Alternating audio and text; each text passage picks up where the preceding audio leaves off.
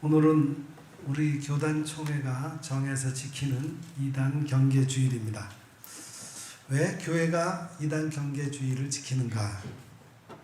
그만큼 이단이 창궐하고 이단의 폐해가 크기 때문입니다. 우리 주변에 교회의 부흥, 복음의 부흥도 있지만 이단 사이비 세력의 확장, 그들의 온갖 비리와 범죄 행위들이 또한 교회에 막대한 지장을 주고 있습니다. 이단 사이비는 예수님의 비유에 나오는 곡식 가운데 뿌려진 가라지와 같습니다. 복음이 흥황하는 곳에는 어디든지 이렇게 사이비 이단도 함께 흥황합니다. 교회의 역사가 그것을 증명해 주고 있어요.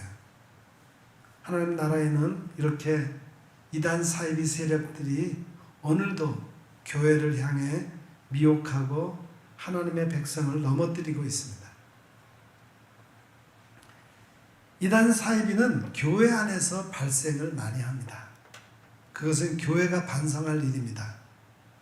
교회 안에 이단 사이비가 일어날 수 있는 모순과 부조리, 불신앙, 부패, 부도덕 같은 것들이 있기 때문에 그 바탕에서 이단 사이비들이 일어난다고 볼 수 있습니다. 그리고는 교회를 공격합니다. 교회의 틈을 노려 그들은 교회를 넘어뜨리려고 합니다. 대부분의 이단 사이비들은 교회를 사탄의 집단으로 규정을 하고 교회의 성도들을 그 집단으로부터 구출하는 전도의 대상으로 삼습니다. 우리는 불신자가 전도의 대상이지만 이단 사이비 집단들은 교회에 다니고 있는 교인들을 1차 전도 대상으로 보는 겁니다. 그래서 성도들을 찾아다니면서 전도합니다. 그 이유는 그들의 교리가 그렇게 되어 있기 때문입니다. 그러므로 이단 사이비는 사회 어떤 집단보다도 교회에는 적이고 경계해야 할 세력입니다. 반 다이크라고 하는 분은 이단의 3가지 유형을 말했어요. 첫째는 헤롯 이단이 있다고 했습니다. 헤롯은 교만과 권력과 음행의 상징입니다. 둘째는 가롯 유다 이단이라고 했어요. 가롯 유다는 재물로 예수를 판 사람이죠. 재물을 착취하고 재물에 매우 집착하는 이단입니다. 세 번째는 가인 이단입니다. 가인은 최초의 살인자입니다. 자기들의 요구에 응하지 않으면 살인을 일삼습니다. 그래서 이단 집단 안에는 이 요소들이 다 있어요. 얼마 전에 어떤 월간지에서 통일교에 대한 특집을 다루었는데 거기에 반감을 품은 통일교도 800여 명이 사옥에 침입해서 기물을 부수고 난동을 부린 적이 있습니다. 몇 년 전에도 모 방송국에 난입해서 기물을 부순 교회를 잘 알고 있습니다. 이렇게 이단 집단들은 음행과 재물에 대한 착취와 폭력과 테러가 있습니다. 매우 위험한 요소들을 다 가지고 있어요. 그런데 이와 같은 이단들은 갑자기 일어난 게 아닙니다. 역사적으로 구약시대 때부터 이단이 있었고 예수님 당시에나 초대교회 교회 역사 속에 이단 사상은 계속 이어져 왔습니다. 그런데 이와 같은 이단 사상이 역사적으로 이어져 오는 것은 그 이단 운동은 악령 운동이기 때문입니다. 악령의 역사는 변하지 않습니다. 악령의 사상은 변하지 않습니다. 형태는 많이 변했습니다. 예전과 지금은 교회의 환경도 많이 달라졌죠?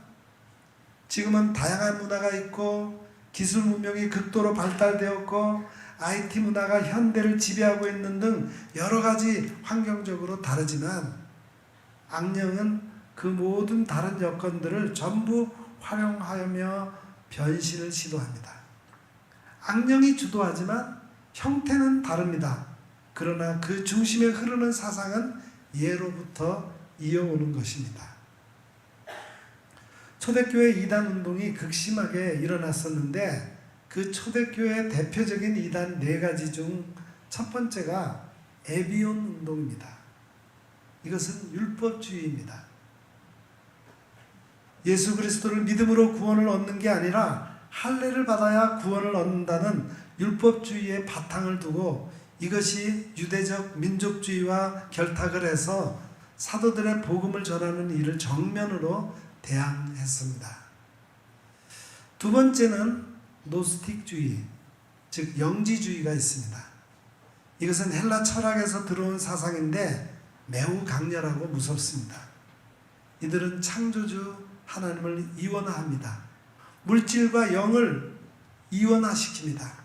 그래서 예수 그리스도의 성육신 교리를 부정합니다.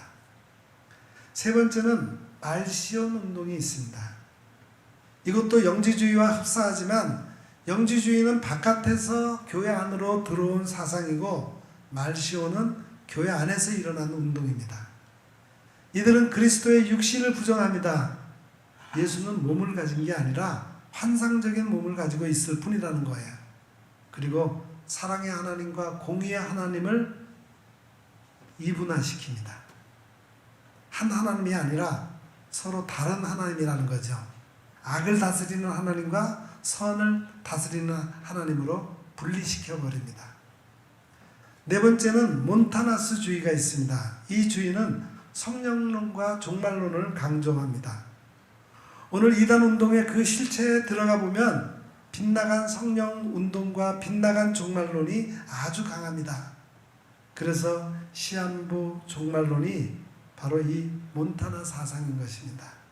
이 몬타나스주의가 강렬하게 교회 안으로 흘러 들어오고 있는 거예요. 우리 주변에 요즘 일어나고 있는 이단들이 우연히 발생한 것이 아닙니다. 갑자기 한 시대에 일어난 것이 아니라 예부터 있었던 악령의 그 사상들이 이어져 오고 있는 것입니다. 한국 기독교 총연합회에서는 몇몇 이단 집단을 공적으로 규정했습니다. 우리 교단에서도 여러 집단을 이단으로 규정했고 한국 정통교회에서 교단적으로 이단을 규정한 사례들이 대단히 많이 있습니다. 거기에 대하여 이단 사이비 집단들은 항변합니다. 왜 우리가 이단이냐? 우리는 예수 그리스도를 하나님의 아들로 믿는다. 성경을 하나님의 말씀으로 믿는다. 우리도 구원의 확신을 갖고 있고 교회의 정통을 믿는데 왜 우리를 이단이라고 하느냐라고 그들이 항변합니다. 그렇습니다. 그들은 성경을 내세웁니다. 예수님을 구주로 고백합니다. 그런데 왜 이단이냐는 것입니다. 그들은 거기에 플러스 그들의 것을 첨가하고 있기 때문입니다. 오직 예수로 구원, 오직 성경만이 진리라는 여기에서 그들은 넘어서 버립니다. 몰몬교는 성경에다가 몰몬경을 첨가합니다. 통일교는 성경에다가 원리강론을 첨가합니다. 모든 이단들마다 안에 들어가 보면 성경은 바깥으로 내세우고 있는 하나의 장식이고 그 내면에는 그들만의 교리집이 있고 그것이 그들의 교회를 주도하는 기반이 되고 있습니다. 진리라는 것은 예수 그리스도만으로의 구원입니다. 성경만으로 아멘이지 거기에 플러스 썸씽이 되면은 전부 이단 사이비가 되는 것입니다. 그리고 그들에게는 교회론적인 함정이 많이 있습니다. 이단들이 그저 성경을 내세우고 예수님을 말하는 그런 형태로만 우리가 유혹을 받으면 안 되고 그들이 결정적으로 잘못되어 있는 것이 교회관입니다. 그들의 교회는 하나님의 교회가 아닙니다. 그들의 교회는 그들 집단의 교회입니다. 그들 집단의 교리가 그 교회를 구축하고 있습니다. 그렇기 때문에 이단 집단은 말릴 수가 없습니다. 왜냐하면 그들만의 교회이기 때문입니다. 우리 교회는 교단이 있고 우리 교단총회가 정한 교회 헌법이 있기 때문에 우리가 하나님의 말씀을 바로 가르치지 않고 교리에 빗나가는 행동을 하면 당장 제재를 받고 처벌을 받습니다.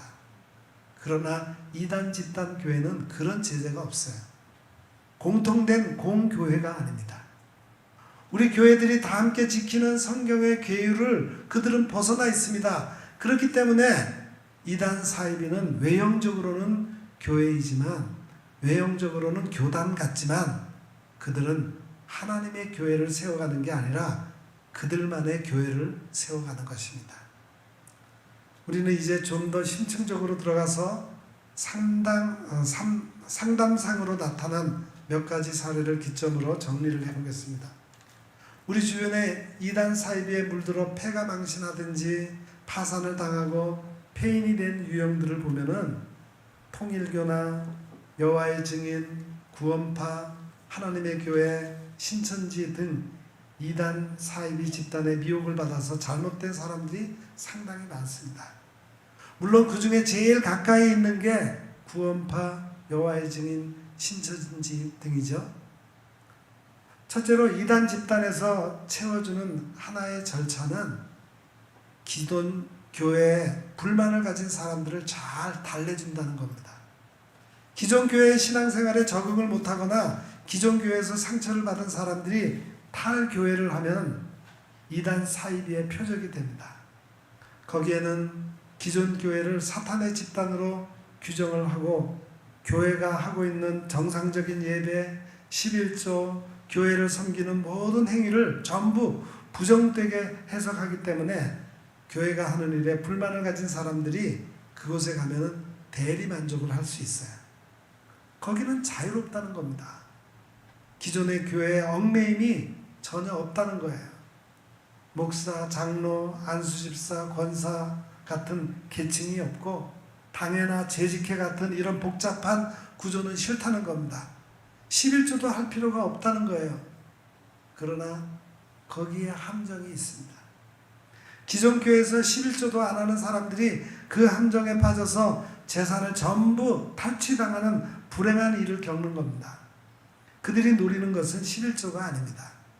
상대방이 가지고 있는 전 재산을 노리는데 그것도 모르고 기존 교회 11조에 불만을 갖다가 재산을 다 털어버리는 사례들이 있습니다. 두 번째는 가정을 격리시킵니다. 부부를 보고 이혼하라고 합니다. 현재 이 가정으로는 안 된다. 우리가 새로 맺어지는 가정을 형성해야 된다는 것입니다. 가정을 파괴시키는 무서운 함정이 있어요. 거기에 폐가 망신한 사람들이 아무리 울고불고 해봐도 소용이 없습니다. 일단 세뇌되면 재산을 다 털어 바치고 빠져나오려고 해도 빈털터리가 되고 가정도 파괴되고 꼼짝없이 그곳에서 노예 생활을 하게 됩니다. 벗어나려고 하면은 테러를 당합니다. 무서운 집단입니다. 그래서 도피하며 살고 있습니다. 정신적으로 혼란을 겪고 있습니다. 우울증에 시달립니다. 어느 모자는 전문 이단 상담사 목사님에게 상담을 받으러 왔는데 마치 가정의가 환자를 진단해주고 돌보듯이 수차례 만나서 상담을 해주었답니다. 한마디로 말하면 너무나 잘못된 것만 듣고 완전히 세뇌버린 상태이기 때문에 목사님이 10마디 해주면 거기에 긍정을 하더라도 집에 돌아가서는 그만 들었던 그 한마디를 극복하지 못하면서 테이프 제자리로 돌아가 버리는 그와 같은 현상이 반복되었다는 겁니다. 이단 사이비는 끈질기고 집요하고 무섭습니다. 예수님이 이렇게 말씀하십니다. 거짓 선지자들을 삼가라. 양의 옷을 입고 너희에게 나오나 속에는 노략질하는 일이라. 삼가 바리새인과 사두개인들의 누룩을 주의하라. 예수님의 이와 같은 교훈들은 오늘식으로 표현하자면 우리 주변에 이단 사이비들을 경계하라는 말씀입니다. 이제 우리는 진정으로 설교적인 교훈을 받아야 합니다. 왜 이단 사이비가 이렇게 일어나 창궐하고 그들의 세력이 이렇게 자꾸만 커져가는가? 여기에는 기존 교회들의 1차적인 책임감을 느껴야 합니다. 어떻게 보면 이단 사이비는 교회가 부흥되는 그 틈바구니에서 그들도 함께 먹고 살고 있는 것입니다. 다시 말하면 우리 교회가 하나님께 은혜를 받고 축복을 받아서 하나님 앞에 교회다움과 성도다움을 가지고 살지 않는다면 우리가 받은 은혜를 이단 사이비들이 착취해가는 거예요. 그것을 가지고 그들이 부흥하고 성장합니다. 교회가 사명을 다하지 않으면 이단 사이비가 발생합니다. 한국 교회의 교회답지 못한 모습이 아주 많습니다. 이단 사이비의 형태를 비판하면서도 우리 안에도 그런 이단 사이비적인 형태가 있습니다. 이단 사이비들만 욕심쟁이가 아니라 우리도 욕심쟁이고, 그들만 음란한 게 아니라 우리도 부도덕하고, 그들만 돈을 좋아하는 게 아니라 우리도 탐욕의 덩어리가 되어 있는 우리의 모습을 잘 보아야 합니다. 우리 안에 이단 사이비가 얼마든지 자생할 수 있는 모순과 불신앙이 있다는 이것부터 우리가 먼저 반성해야 합니다. 이단은 직접 상대하면 안 됩니다. 우리에게는 이단 세력과 상대하여 싸울 힘이 없습니다. 우리가 이단을 이길 힘은 그런 방법이 아니에요. 우리가 주님 앞에서 충성되게 살고 내가 성도답게 살아야 이 땅의 이단 세력들이 꺾여지는 것입니다.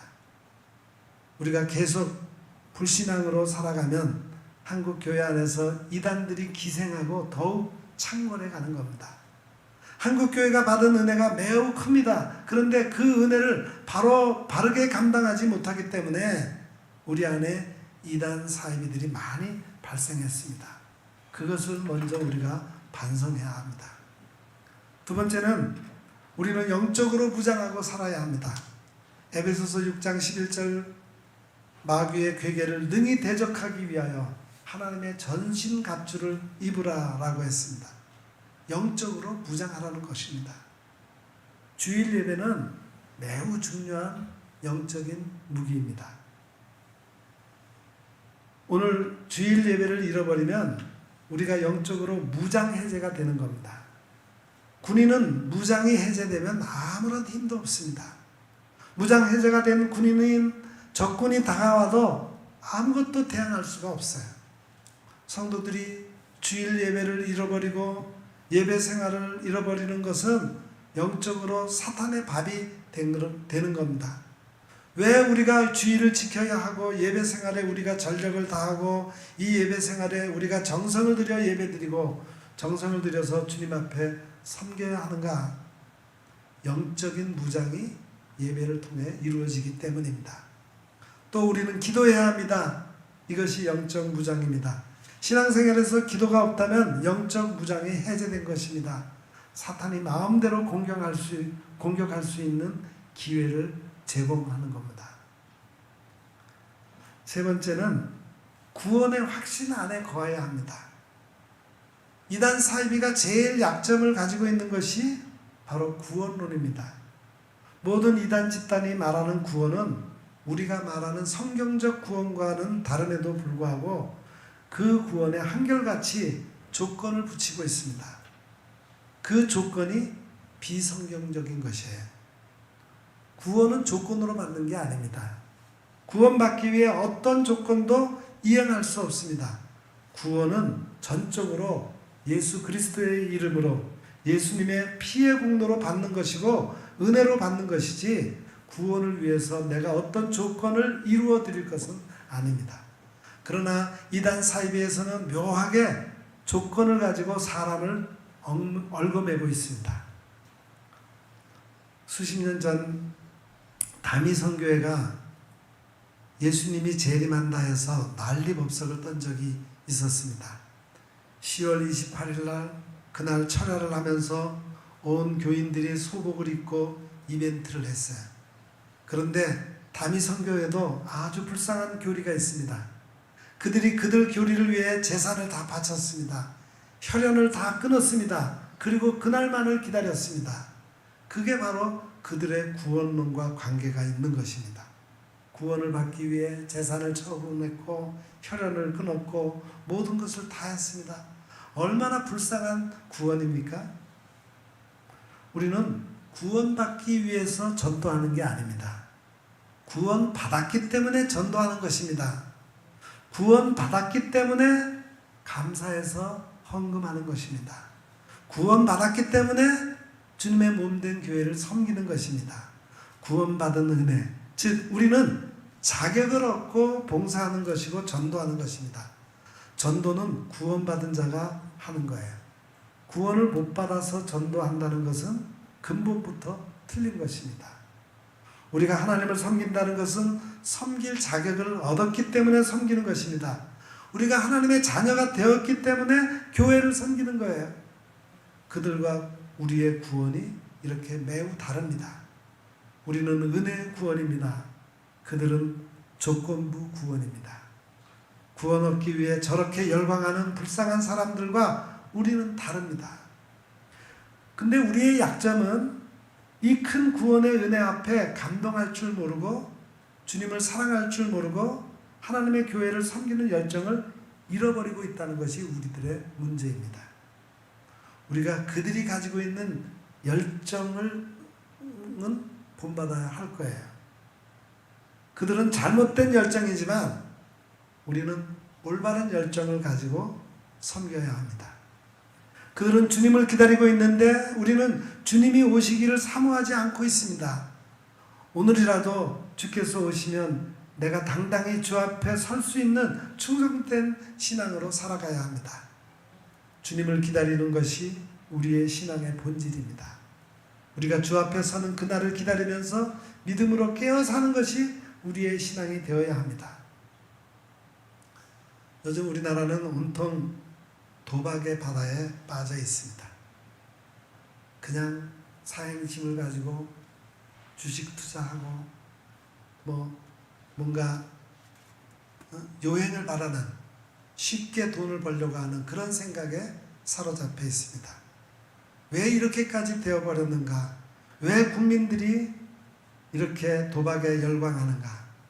대형 점포에서만이 도박이 있는 게 아니고 자세히 보면 문방구, 서점, PC방, 놀이방, 일부지만 음식점 안에도 있고 한반도 전체가 지금 농어촌을 막론하고 도박이 도배해 버렸습니다. 여러분, 도박의 매력이 무엇입니까? 두 가지예요. 첫째는 빠른 결과를 볼 수 있다는 겁니다. 슬롯머신에 돈을 넣고 잡아당기면 당장 결과가 나옵니다. 동전이 쭉 쏟아지면 사람이 미쳐버립니다. 농사 짓듯이 봄에 풀려서 여름이 지나서 가을에 거두는 그런 도박을 누가 하겠습니까? 결과가 빠르기 때문에 사람들이 거기에 몰입하는 겁니다. 두 번째 매력은 제일 쉽다는 겁니다. 빠르고 쉽다는 이 매력 때문에 전부 도박에 빠지게 됩니다. 우리 사회를 보십시오. 힘드는 일은 안 하려고 합니다. 우리 심리를 도박이 너무나 잘 읽은 겁니다. 힘드는 것 안 하고 쉽게 가겠다는 겁니다. 그리고 느린 것, 오래 걸리는 것은 안 하겠다는 겁니다. 쉬워도 값을 지불하는 그것은 좋은 것입니다. 수험생이 공부를 많이 해서 시험을 칠 때 쉽게 치는 것, 그것은 좋은 거예요. 육상선수가 열심히 훈련해서 시합할 때 빨리 달리고 좋은 기록을 내는 것은 좋은 것입니다. 그런데 문제는 값을 치르지 않고 쉽게 하려고 빨리 하려는 게 문제예요.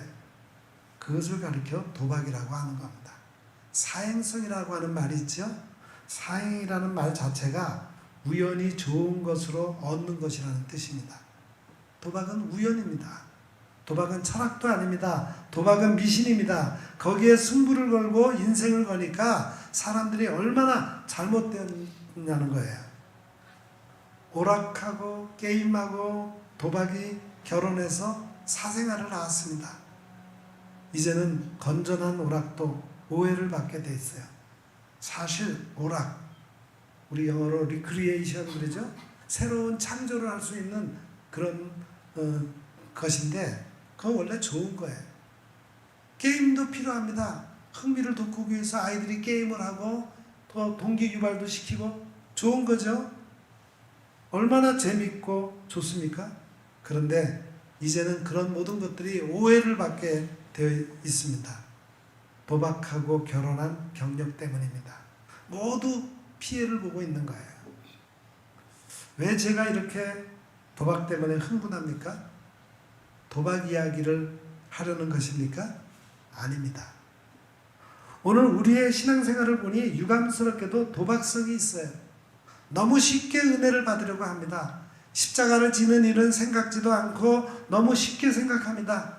우리는 교회 부흥을 너무 쉽게 생각해요. 값을 치러야 합니다. 값을 치르고 얻어야 합니다. 값을 치르고 빨리 가고 값을 치르고 쉽게 되어야지 도박 심리를 가지고 은혜를 사모하고 신앙생활을 하지 마세요. 십자가 없는 신앙생활은 도박 심리의 신앙생활입니다. 하나님의 교회는 도박이 통하지 않습니다. 하나님은 도박하는 하나님이 아니십니다. 하나님은 의의 하나님이십니다. 우리가 받은 은혜, 우리가 받은 이 축복은 도박하라고 주신 은혜가 아닙니다.